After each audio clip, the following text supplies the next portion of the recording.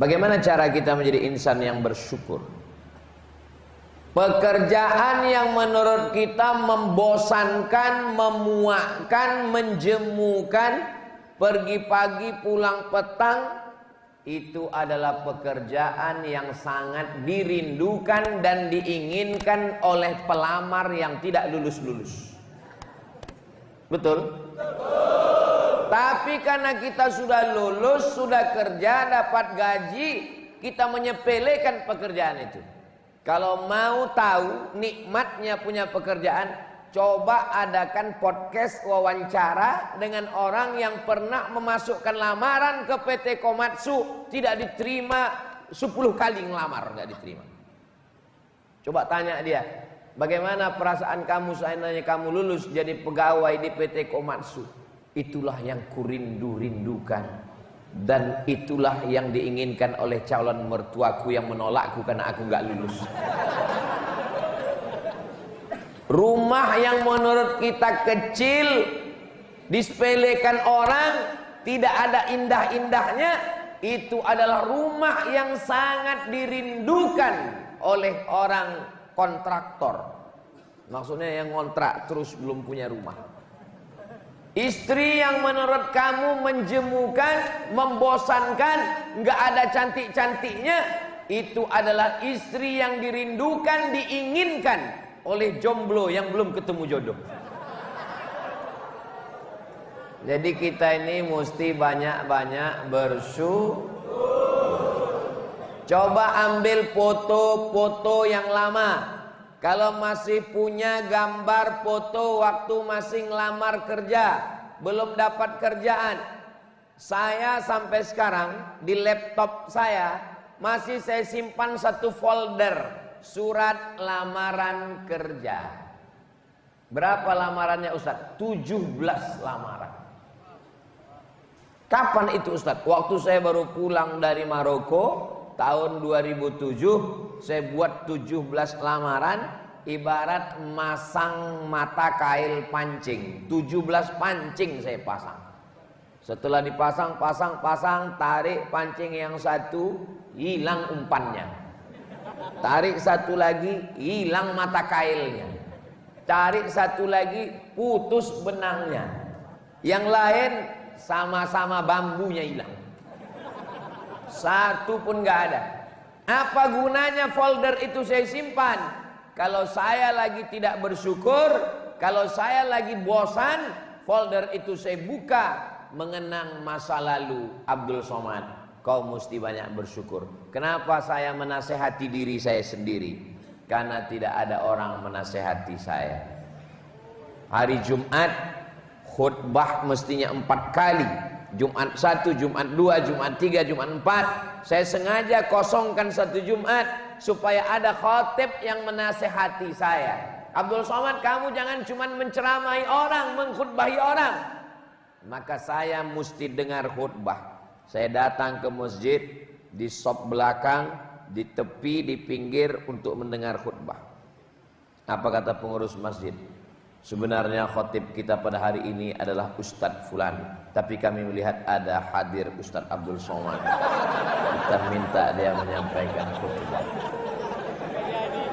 Jadi pandai-pandailah menasehati diri sendiri, pandai-pandai bersyukur kepada Allah. Bagaimana bersyukur segala nikmat yang diberikan Allah ini. Mudah-mudahan adik-adik semuanya termasuk insan yang pandai bersyukur, insyaallah. Amin ya rabbal alamin. Bersyukur dengan lidah, subhanallah walhamdulillah wala ilaha illallah wallahu akbar. Bersyukur dengan hati, aku bersyukur sudah dapat kerjaan, aku bersyukur sudah punya seragam. Seragam ini bagi sebagian orang menjemukan, memuakkan, membosankan. Inilah seragam yang ditunggu-tunggu, dinanti-nanti, dirindukan oleh calon insinyur yang sekarang semester 7 di Institut Teknologi Bandung.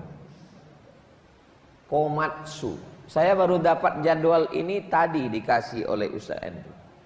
Jadwal pertama kedatangan safari Kalimantan Timur, Kalimantan Utara, 2 provinsi ini.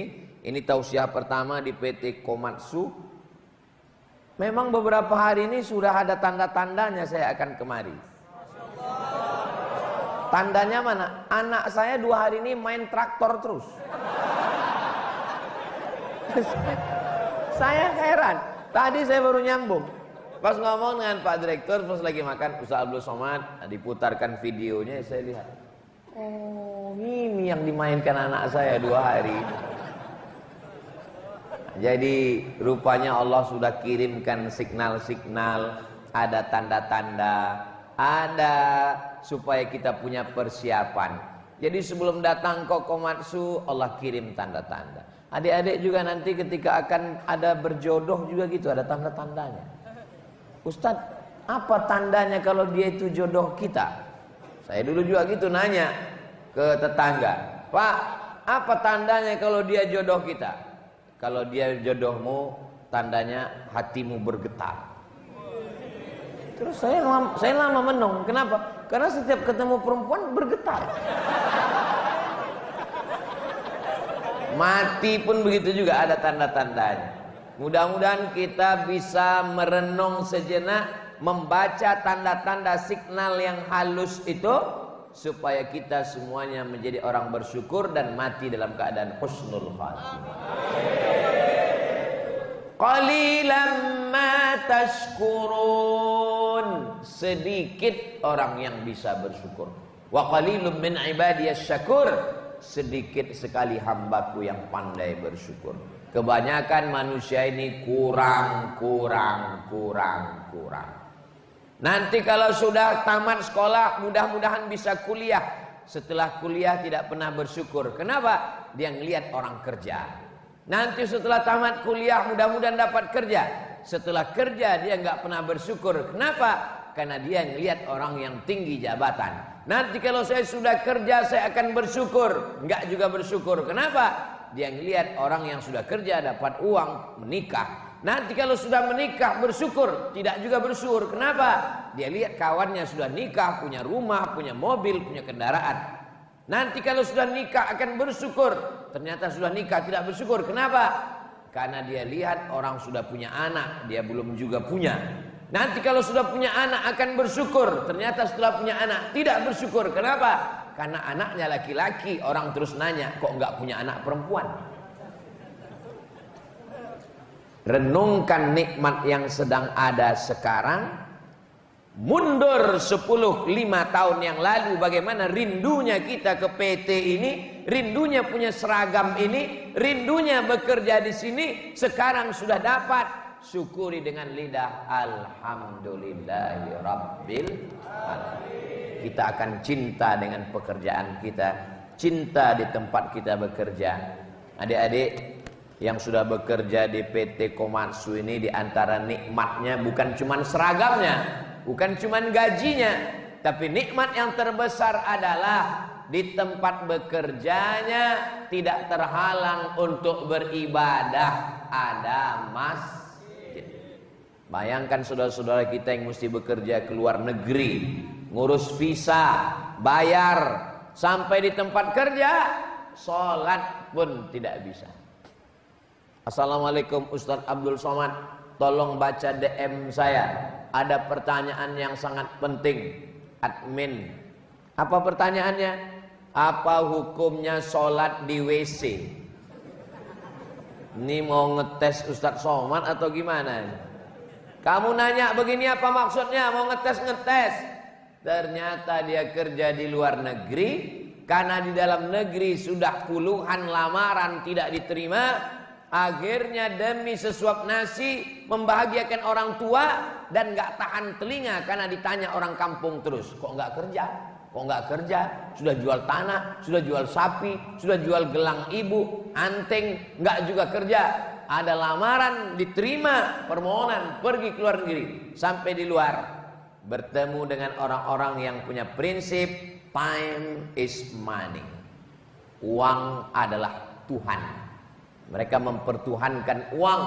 Bagi mereka 5 menit sholat zuhur dan asar mengambil jatah kerja, nggak boleh sholat.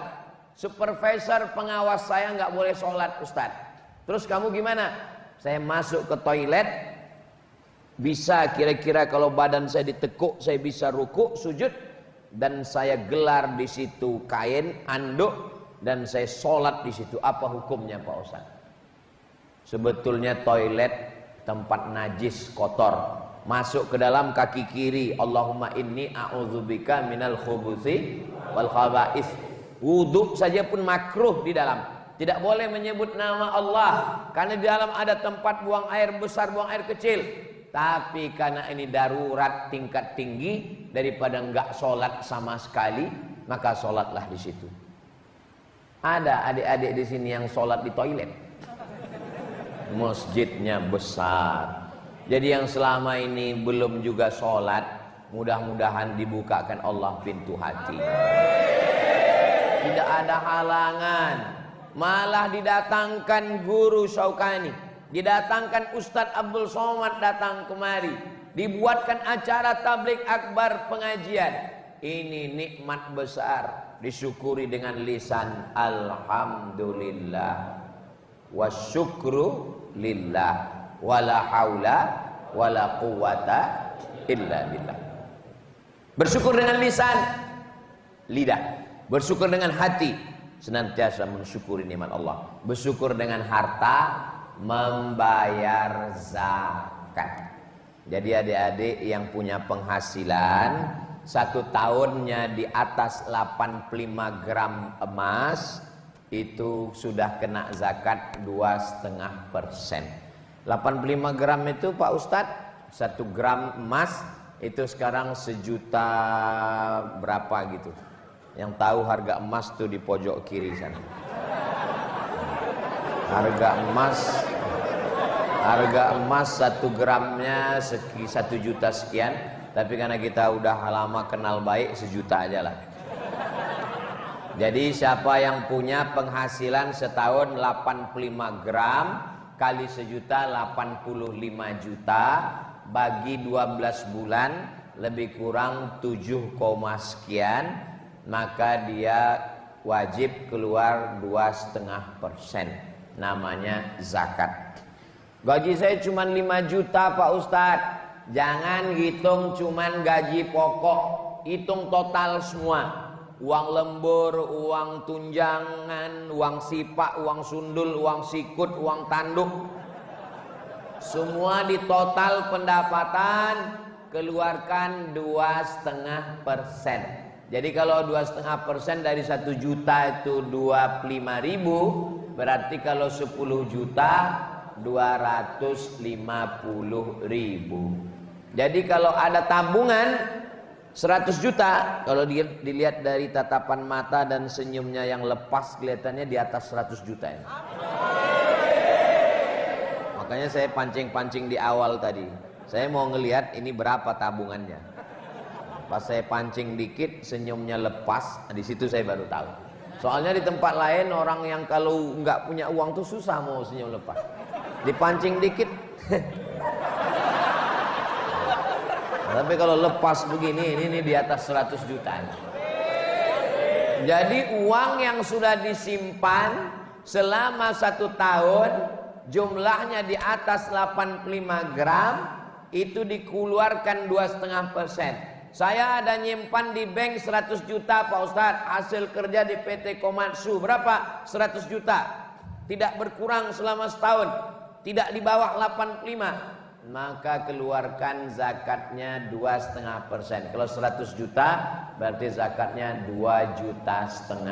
Kemana dibayarkan? Ke Basnas, Badan Amil Zakat Nasional Kabupaten dan Provinsi Kalimantan Tengah. Apakah kita di sini bisa buat Basnas? Bisa. Namanya UPZ, Unit Pengumpul Zakat. Panggil bapak-bapak dari Basnas kemari, minta mereka buatkan surat izin pembukaan UPZ, Unit Pengumpul Zakat. Maka semua pegawai karyawan setorkan ke UPZ, dari UPZ nanti disalurkan ke Basnas Kabupaten dan Provinsi.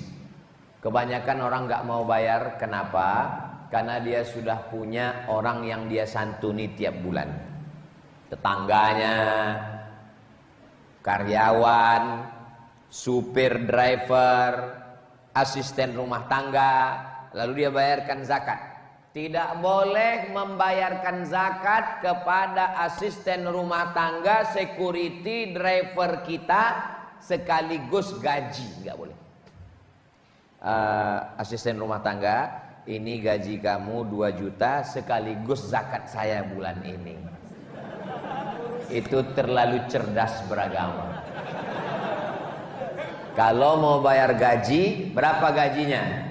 2 juta, 3 juta. Ini gaji kamu dan ini zakat saya. Kalau dia masuk dalam salah satu dari 8 asnaf. Innamas shadaqatu lil fuqara wal masakin wal amilin 'alaiha wal muallafati qulubuhum wa fir riqab wal gharimin wa fi sabilillah wa banis sabil.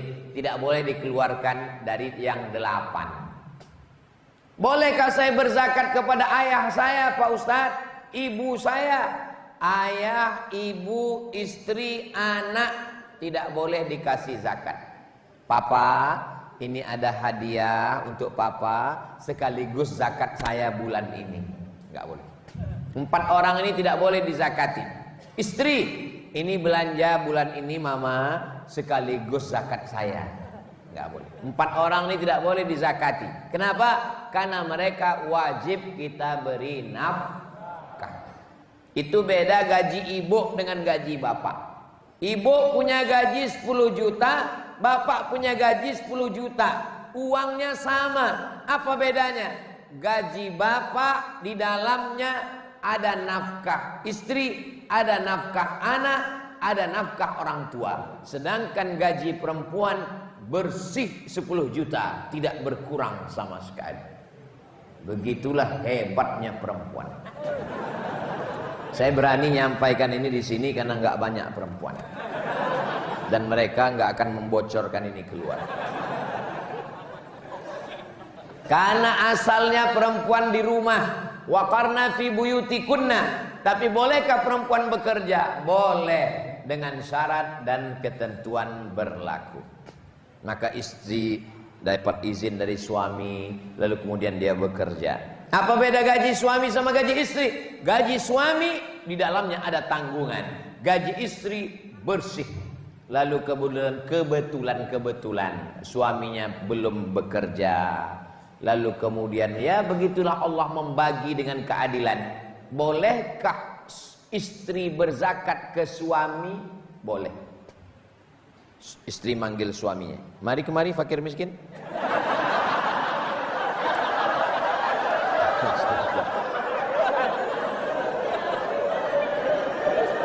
Suami tidak boleh berzakat ke istri karena istri wajib dinafkahi. Tapi istri boleh berzakat ke suami karena suami tidak termasuk yang dinafkahi oleh istri. Maka istrinya mengatakan, "Papa, gaji saya 10 juta, tabungan saya ada 100, maka saya serahkan zakat ke kamu karena kamu termasuk 1 dari 8 asnaf." Apa kata istrinya? Jangankan zakat, jangankan gaji, semua tabungan yang 100 juta itu milikmu yang. Kesalahanku dalam hidup ini cuma satu. Apa? Mencintaimu. Jangankan gaji, jangankan tabungan, nyawa ku serahkan. Tapi kalau kau macam-macam. Nah, bersyukur dengan Allah sudah komplit. Lisannya bersyukur. Jangan ngomong macam-macam. Ini begini, begini, ngamuk. Memangnya ngamuk menyelesaikan masalah? Ting, ting, ting, ting. Ting, ting, ting, ting. Kepada seluruh penumpang. Itu jantung kita udah gak normal dah. Ini pasti delay. Tadi Ustadz waktu di airport delay ada ngamuk-ngamuk? Enggak. Ada keluar kata-kata kasar dari mulut Ustadz? Enggak. Ada keluar kebun binatang dari lisan Ustadz? Enggak. Kenapa Ustadz nggak ngamuk? Udah biasa. Malah kalau tepat waktu saya malah nanya, loh kok tepat waktu? Kok kita nggak delay ya? Ustadz jangan ngomong gitu Ustadz. Nanti kalau Ustadz diembargo sama maskapai penerbangan, Ustadz mau naik apa? Saya kan nggak nyebut maskapai penerbangannya. Menjaga kode etik jurnalistik. Marah-marah tidak menyelesaikan masalah. Ibu kerja pulang, suaminya marah-marah. Ibu jangan balas marah. Kalau dia marah, ibu marah, pecah perang dunia ketiga. Ibu nyanyi aja, abang jangan marah-marah, nanti abang cepat mati.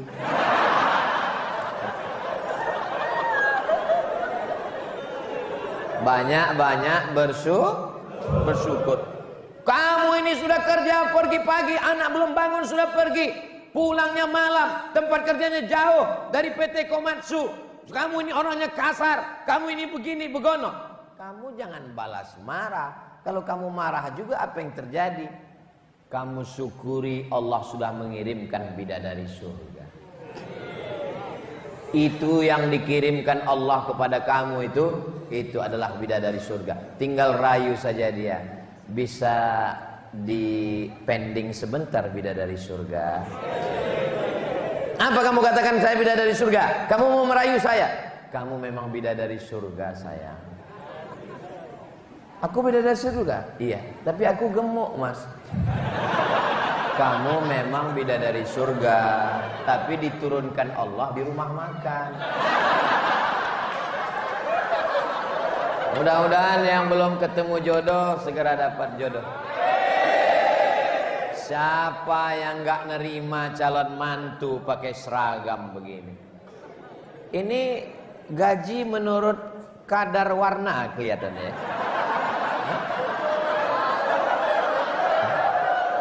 Semakin biru itu semakin banyak mungkin ya. Ini saya baru nebak aja. Demi Allah saya nggak tahu. Ini hanya husnuzon aja. Apakah banyaknya uang membuat orang bahagia? Uang tidak bisa membuat orang bahagia, tapi tanpa uang orang sulit untuk bahagia. Kalaulah uang bisa buat orang bahagia, maka orang yang berada di tempat tidur seharga 1 miliar pasti dia bahagia. Orang-orang kaya, konglomerat, pejabat pergi ke mall, dia perintahkan stafnya cari tempat tidur spring bed yang paling mahal. Ini ketemu bos, berapa harganya? 1,2 M. Bawa pulang. Sampai di tempat tidur jam 2 nggak bisa tidur. Sementara yang nggak ada punya tempat tidur, yang tulang belakangnya nggak lurus, bisa tertidur. Kapan? Waktu khotib khutbah Jumat.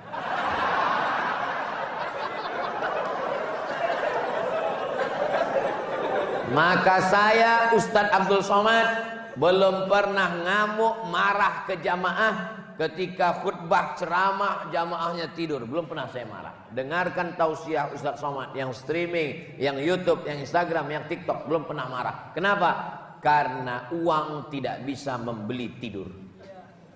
Berapa banyak orang punya uang tapi tidak bisa tidur, kena penyakit insomnia. Pergi ke psikiater, pergi ke rumah sakit hanya untuk beli pil obat tidur. Ustadz tadi berangkat dari rumah jam berapa? Subuh, langsung ke airport Pekanbaru. Dari Pekanbaru terbang ke Jakarta 1,5 jam. Jakarta menantikan pesawat terbang, langsung berangkat ke Balikpapan. Ustadz belum ada istirahat. Disitulah Allah berikan saya keutamaan. Belum ban pesawat itu bergerak, saya sudah tidur. Begitu duduk, bangun sampai Jakarta, tidur lagi sampai Balikpapan. Jadi ada satu nikmat yang menurut kita bukan nikmat, itu adalah nikmat. Maka kalau ada nanti adik-adik yang sholat lalu ditegur orang, kenapa kamu tidur? Kata Ustaz Somad, ini nikmat yang belum tentu bisa dibayar dengan uang. Mudah-mudahan kita mensyukuri semua nikmat Allah ini. Amin ya rabbal alamin. Bersyukur. Yang kedua, ikhlas. Air yang tidak bercampur dengan apa-apa, murni, tidak ada warnanya, tidak ada baunya, tidak ada rasanya. Orang Arab menyebut air itu al-ma'ul khalis, air yang ikhlas. Ini kalau di Arab ini namanya al-ma'ul khalis, air yang ikhlas. Kenapa ikhlas? Tidak ada warnanya, tidak ada baunya, tidak ada rasanya. Air ikhlas. Ustadz mesti sering dikasih air ikhlas. Kalau Ustadz Somad dikasih air gula, nanti dia kena diabetes meletus. Kalau Ustadz Somad dikasih minum kopi, nanti dia tidak bisa tidur di jalan, nanti sampai di tempat ceramah dia nggak bisa berdiri, goyang. Maka PT Komatsu bukan hanya bisa membetulkan mesin traktor, tapi juga paham air apa yang mesti diberikan ke Ustadz. Air ikhlas. Oh, ini Ustadz Somad nih kelihatannya nyindir ini. Saya Ustadz yang tidak pandai sindir menyindir. Saya orangnya langsung to the point. Buka daun nampak buah. Ustadz mau minta teh manis ya? Saya sudah dikasih makan dan minum tadi di belakang. Itu maka saya berdiri tegak. Tadi ditanya, Ustadz duduk atau pakai kursi? Saya tegak berdiri. Kenapa? Karena kalau saya duduk di kursi, lalu kemudian Pak Direktur, guru, adik-adik di bawah, saya duduk, saya merasa diri saya seperti Fir'aun. Ikhlas, bersihkan hati, langkahkan kaki dari rumah, bismillahi tawakkaltu 'alallah, la haula wala quwata illa billah. Selama adik-adik bekerja, dari mulai pagi, sore, petang, lembur, malam, itu insya Allah bernilai ibadah. Yang sudah punya istri, punya anak, ayah ibunya ada, maka dia menanggung 4 nafkah. Istri, anak, ayah, ibu. Mereka suap nasi dengan ikan. Allahumma barik lana fima razaqtana wa qina azabannar, halalan thayyiba. Untuk bayar anak sekolah TK, SD, SMP, SMA, kuliah, maka itu bernilai ibadah. Tapi jangan sampai lupa ibadah mahdoh. Kerja ini ibadah, ibadah. Dari mulai masuk pagi sampai pulang petang ibadah. Tapi ada satu lagi namanya ibadah mahdoh, pure, original, murni ibadah. Itulah dia sholat. Jangan sampai gara-gara ini, gara-gara ceramah Ustaz Somad, hayya 'alas shalah, dari masjid Baitul Muttaqin, rumahnya orang bertakwa. Dia tetap juga kerja di kantor buat laporan, masang mesin, alat berat semuanya. Begitu ditanya, kamu nggak sholat? Ini adalah ibadah.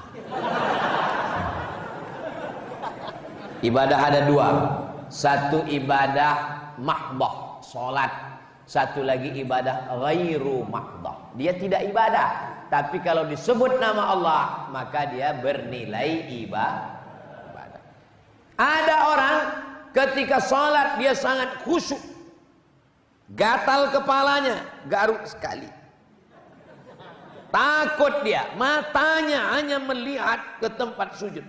Tapi begitu bekerja tidak on time, tidak tepat waktu, terlambat, malah terlambat datang, pulang cepat. Pas ditanya, kamu kenapa lambat datang pulang cepat? Kita tidak boleh bersalah 2 kali dalam sehari. Kalau sudah salah di awal, jangan lagi lambat pulang, mesti cepat.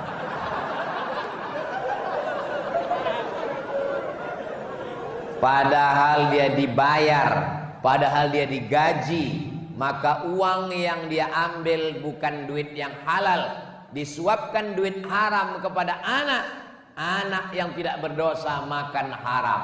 Bapak Ibu hafal semua ayatnya. Nasiyatin kadzibatin khati'ah. Nasiyatin ubun bagian depan, kadzibatin pembohong, khati'ah pelaku dosa, yang berdosakan tangan, yang berdosakan lisan, yang berdosakan kaki, yang berdosakan mata. Kenapa ubun yang berdosa? Karena ketika kita makan dari duit haram, sepiring nasi berubah menjadi setetes darah. Setetes darah dari jantung naik ke otak, maka isi otak menjadi haram, jahat. Dari mana otak dapat darah? Dari jantung. Dari mana jantung dapat darah? Dari makanan. Semua kejahatan berawal dari makan haram. Jangan makan haram. Betul Pak Ustadz. Saya punya teman kawan, ngobrol dengan dia 5 menit. Menit pertama aja yang halal. Masuk menit kedua, menit ketiga ngomongnya kok haram terus ya. Matanya kok ngelihat haram terus ya. Itu salah satu sebabnya kalau diurut-urut mundur ke belakang. Mata bisa melihat dari mana? Karena diperintahkan otak. Otak memerintahkan mata, lihat haram. Otak memerintahkan lisan, ngomong haram. Otak memerintahkan kaki, langkah haram. Otak memerintahkan lidah, ngomong haram. Dari mana anggota tubuh berfungsi? Dari otak. Otak dapat perintah dari mana? Dari darah. Darah naik ke otak dari mana? Dari jantung. Jantung menyemburkan darah. Jantung dapat darah dari mana? Dari makanan. Sepiring nasi yang kita kunyah itu akan berubah menjadi setetes darah. Jangan kasih anak istri uang haram. Yang jadi masalah, uang haram sama uang halal warnanya sama. Sama-sama merah, dan Bung Karno dengan Bung Hatta tersenyum di sana. Ternyata uang ini sesuai dengan jumlahnya. Kalau dia uang paling besar di Indonesia 100.000, itu proklamator tersenyum. Tapi kalau uang 1.000 itu bawa golok Patimura. Begitu hebatnya Bank Indonesia itu menempatkan. Luar biasa. Perhatikan nanti pulang dari sini. Ambil uang 1.000, ambil 100.000, foto, update status nanti malam. Mau uang berapapun, kalau sampai duit yang haram, maka kotor. Yang bersih, murni, tidak ada rasa, tidak ada bau, tidak ada warna. Dia adalah ikhlas. Mudah-mudahan kita termasuk yang ikhlas karena Allah. Bapaknya, suaminya bekerja ikhlas, istrinya menjaga anak-anak di rumah berusaha dengan ikhlas, bekerja ikhlas karena Allah. Apakah dengan bekerja ikhlas karena Allah lalu tidak mementingkan prestasi, jabatan, gaji? Itu sama seperti orang yang kuliah di universitas. Kamu belajar di sini karena Allah. Saya belajar karena Allah. Kalau memang betul belajar karena Allah, nggak usah ngurus transkrip nilai. Kalau memang betul belajar karena Allah, nggak usah ngurus ijazah S1, S2, S3.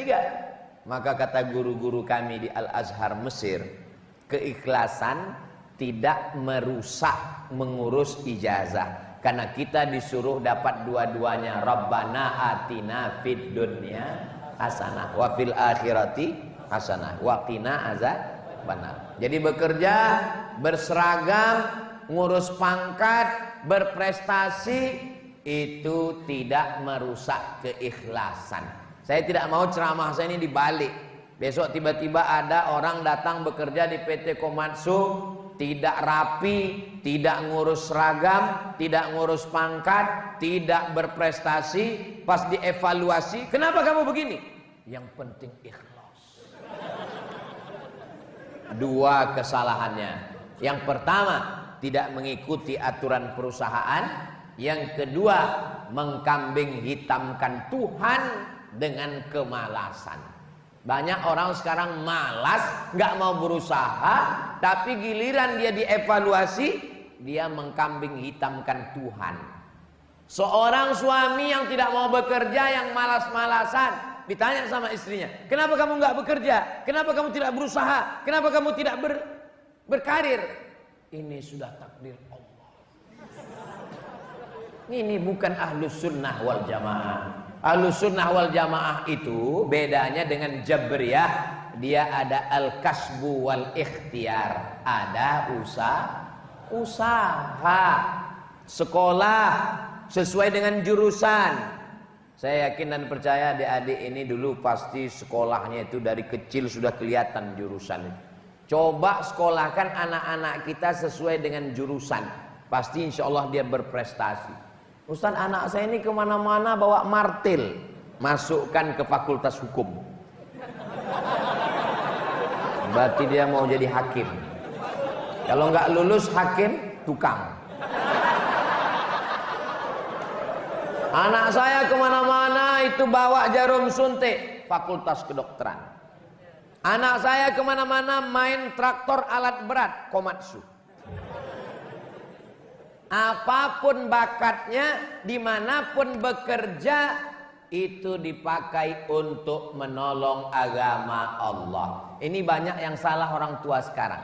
Setiap saya ceramah di perusahaan-perusahaan, saya ceramah di ikatan pengacara, saya ceramah di ikatan dokter, saya ceramah di PT perusahaan, berbagai macam bidang. Ustadz, gimana cara ke Mesir? Kenapa nanya ke Mesir? Saya mau kirim anak saya ke Mesir. Yang mau ke Mesir ini anaknya apa bapak? Saya. Jangan paksa anak kita pada bidang yang dia tidak suka. Walaupun saya ustadz, anak saya tidak paksa. Saya hanya paksa anak saya mondok sampai kelas 6 pondok taman SMA. Habis itu terserah dia mau kemana. Kalau dia mau jadi teknisi, dia mau jadi programmer komputer, dia mau jadi pengacara, silakan. Saya tidak paksa dia jadi ustadz. Saya paksa dia jadi ustadz. Saya paksa mesti seperti saya. Saya kirim dia ke Mesir. Dia tidak jadi saya, dia jadi Fir'aun.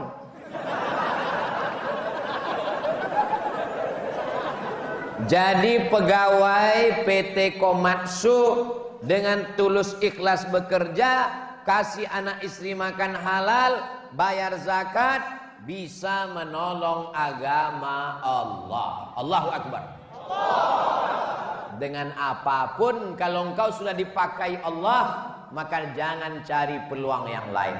Jadi jangan menyangka kalau menolong agama Allah itu hanya Ustadz Somad. Menolong agama Allah dengan guru, dengan Al-Quran. Guru diberikan Allah dengan suaranya dan hafalannya yang kuat. Itu ayat Quran yang beliau baca tadi pakai qiraat Warsh. Tak sama dengan qiraat yang kita baca, qiraat Hafs an Asim. Bisa beliau hafal tidak melihat Quran, ingat qiraat Warsh dengan Hafs, ingatan kuat. Suara bagus. Kamu suara bagus? Bagus Pak Ustadz. Hafalan? Error. Kamu hafalan bagus? Hafalan bagus Pak Ustadz. Suara? Macam kambing ditarik. Tidak ada manusia yang lahir tanpa bakat. Suara tak bagus, hafalan tak bagus, mungkin dalam bidang lain dia bagus. Allah tuh maha adil. Kalau sudah merasa ini bidang saya, tekunlah di sana, kerja ikhlas, insya Allah bisa menolong agama Allah Subhanahu wa ta'ala. Tapi saya nggak bisa ceramah, saya nggak bisa khutbah. Ayyahdiyallahu bika rajulan wahidan. Satu orang dapat hidayah karenamu. Satu orang khairum minad dunya wa ma fiha. Lebih baik daripada dunia dan seisinya. Satu orang cuman. Gua banget ini.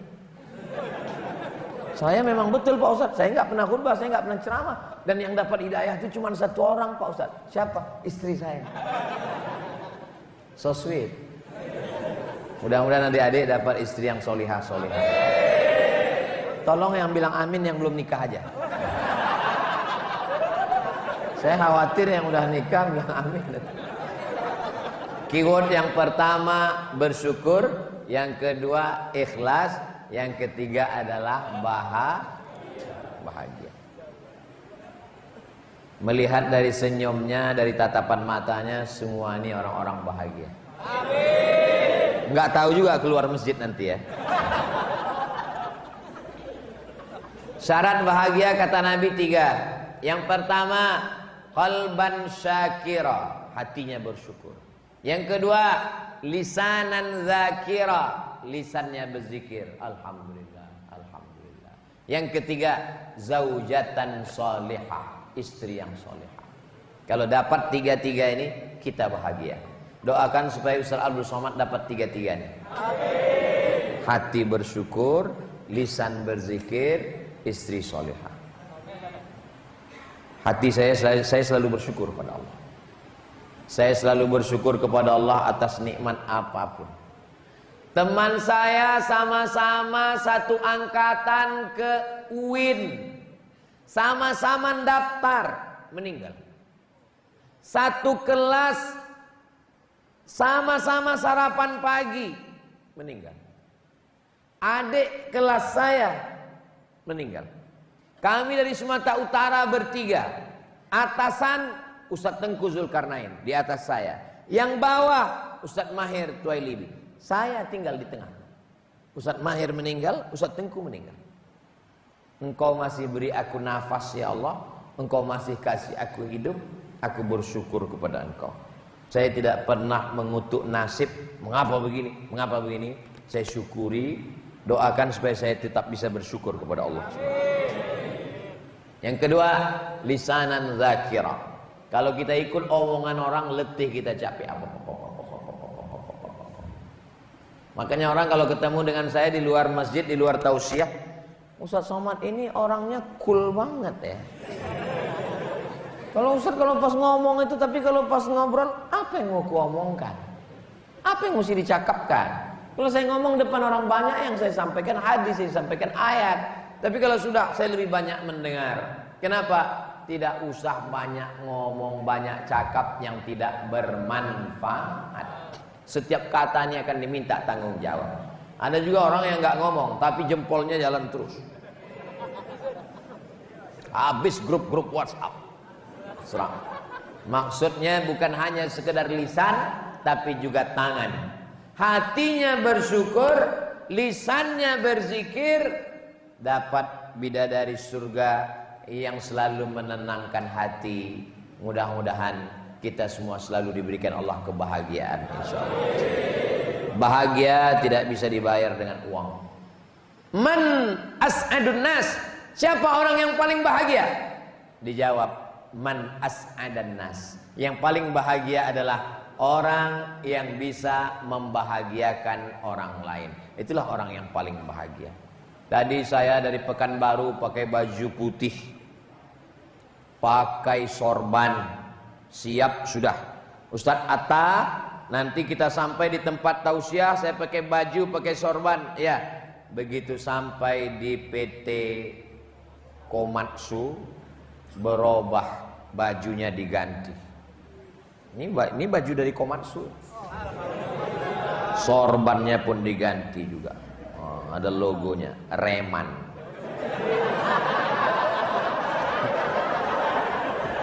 Reman. Kenapa sorban Ustadz diganti? Kenapa bajunya diganti? Ada orang yang bahagia pakai baju baru. Tapi ada yang lebih hebat lagi. Apa dia? Dia bahagia melihat orang lain pakai baju baru. Itu yang lebih the best lagi. Ada orang bahagia melihat dirinya bahagia, tapi ada yang lebih hebat lagi. Siapa? Ikut bahagia melihat kebahagiaan orang lain.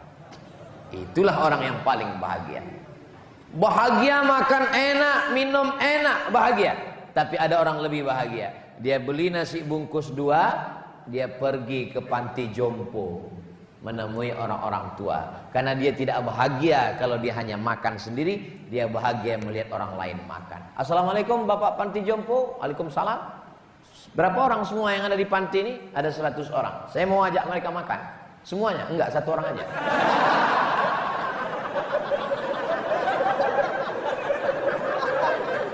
Saya mau makan dengan dia. Melihat kerut tangannya, uratnya keluar. Kita sedang melihat diri kita 30 tahun yang akan datang. Ini adik-adik yang sekarang umurnya 27. Saya, ya sebaya lah dengan saya 27, 28. Adik-adik pergi ke panti jompo, bawa nasi bungkus, hari Ahad, hari libur, pergi ke mall, bagus. Pergi ke pinggir laut, mantap. Pergi ke danau, cantik. Tapi pergi ke panti jompo, melihat dia menggeletar, menyuap. Anakmu mana, Pak? Saya tidak punya anak. Istrimu sudah meninggal duluan. Kenapa Bapak di sini? Saya sebatang kara. Melihat dia menyuap nasinya, menetes air matanya, menetes pula air mata kita. Itulah kebahagiaan yang tak bisa diungkapkan dengan kata-kata, karena bahagia adalah rasa. Kalau rasa mau diceritakan dengan kata, kata terlalu miskin untuk mewakili rasa. Andai kuungkapkan rasaku hari ini, bagaimana rasanya dapat baju dan sorban dari Komatsu, pastilah kata-kata itu berdusta dan belum tentu bisa mewakili rasa. Andai pun kupaksakan untuk mewakili rasa, rasaku belum tentu rasamu. Maka tidak usah dirangkai kata-kata, jangan merasa bisa mengungkapkan rasa, cukuplah dengan rasakan saja kebahagiaan dengan berbagi kepada orang lain. Insya Allah tiga-tiganya kita dapat, kita menjadi orang yang bersyukur, kerja ikhlas dan bahagia. Tadi saya mulai jam 6:30, sekarang sudah jam 7:30. Walaupun saya nggak ngelihat jam, itu saya terasa sudah kesemutannya 1 jam. Sudah 1 jam saya berdiri. Inilah tausiah yang paling komplit. Sholat maghribnya dapat, sholat isyaknya dapat, dari maghrib ke isyaknya ngaji. Adik-adik semuanya jangan lupa, jangan sampai tinggalkan sholat, sesulit apapun sholat, sholat, sholat. Karena kalau kita mati yang kita bawa cuma sholat. Istri tinggal. Ada ibu yang mau ikut suami mati? Gak usah dijawab, Bu, gak usah. Gak ada. Inna awwala ma yuhasabu bil abdu yaumal qiyamah sholat. Sholat. Tidak ada yang bisa tawar-menawar sholat. Tidak ada halangan di PT Komatsu untuk tidak sholat. Tempat wuduknya, tempat sholatnya cantik, indah, tamannya, datang sholat. Sebesar apa, seberat apa ujianmu, Allah maha besar. Angkat 2 tangan, Allahu Akbar. Seberat apa tanggungan hidupmu, Allahu Akbar. Bahagiakan orang tua. Kalau mau bahagia, bahagiakan orang tua. Gajian, dapat uang, belikan kain, belikan mukena, belikan Quran yang besar. Saya cari ke pasar Quran yang paling besar, saya belikan rehal tempat Quran. Saya pulang ke rumah, Mak, ini Quran. Dibukanya Quran, senang sekali dia. Selama ini kalau aku baca Quran, titik banyak hilang. Sekarang, oh senang sekali aku Quran. Belikan sajadah, tegak dia di atas sajadah itu, lembut sekali sajadah yang kau belikan ini, ya Allah, kata dia. Sholat dia di situ, menetes air matanya. Doamu mungkin tak makbul, tapi doa dia mengetuk pintu langit. Saya belikan sajadah, saya belikan rehal, saya belikan Quran. Setelah dia meninggal 2019, saya pulang ke rumah tempat dia sholat dulu. Saya bentang sajadah itu, saya gelar sajadah di tempat itu, sajadahnya masih ada. Saya letakkan di situ rehalnya, saya baca Quran, saya baca Yasin, mengobati keringnya hati karena rindu. Ternyata saya dulu tidak tahu, tak pernah terpikir di kepala saya untuk apa ini saya buat. Ternyata setelah dibuat, baru tahu sekarang, mengobati kerinduan adalah dengan membaca Quran yang dulu dia baca. Mengobati kerinduan adalah memeluk mukena yang dulu sempat dibelikan. Ini rumah saya, ini rumah ibu saya. Setiap saya pulang tausiah, tidak pernah sekalipun saya lewat tanpa mampir membawakan makanan. Sate, martabak, nasi goreng. Masalah dia makan tidak makan itu bukan urusan. Yang penting singgah. Assalamualaikum, Mak. Waalaikumsalam. Ini kenapa lah kau belikan, aku udah tidur ngantuk. Gak aku makan ini, katanya. Bukan masalah dia makan atau tidak makan, yang penting kita sudah memberikan. Setiap makan enak yang pertama diingat adalah orang tua. Sampai suatu ketika saya makan ikan bakar, enak sekali ini ikan bakar. Sampai tertulis di situ, ikan bakar tidak bertulang. Pas saya buka, ada juga tulangnya. Enak sekali ikannya, enak, gurih, crispy. Saya angkat tangan mau pesan, Mas, bungkus satu lagi. Maksudnya untuk almarhumah. Baru saya ingat, rupanya dia sudah meninggal. Kalau kita sering berpesan, maka kita, kalau udah meninggal apa yang bisa kita lakukan? Ibu kami sudah meninggal Pak Ustadz. Pulang dari tempat kerja dapat gaji, beli minyak 1 kilo, gula 1 kilo, beras 10, nggak sanggup 10, 5 kilo, roti gabin 1, sarden 2, susu saset, teh kopi bungkus, bawa. Sejak meninggal almarhumah sampai sekarang, saya tetap memaketkan 300 paket sampai sekarang. Sebagiannya duit saya, sebagiannya dari jamaah. Ustadz pakai duit Ustadz? Iya. Dari mana Ustadz punya duit? Ustadz memangnya orang kaya? Enggak kaya. Tapi semua yang diupload di video itu dibagikan melalui channel Ustadz Abdul Somad Official. Subscribe, like, share, and comment. Allahu Akbar. Allahu Akbar. Kalau adik-adik mau bahagia, maka bahagiakan orang tua. Insya Allah. Kalau masih ada dia di rumah, pulanglah. Pulang malam ini, berikan makanan kesukaannya, belikan kain, belikan mukena. Kenapa? Nanti duitmu banyak, tapi tak ada lagi yang bisa tempat engkau berbagi cerita. Sekarang mungkin belum terasa, tapi nanti barulah kalian mengatakan, betul kata Ustaz Somad. Jadi selama ini nggak betul.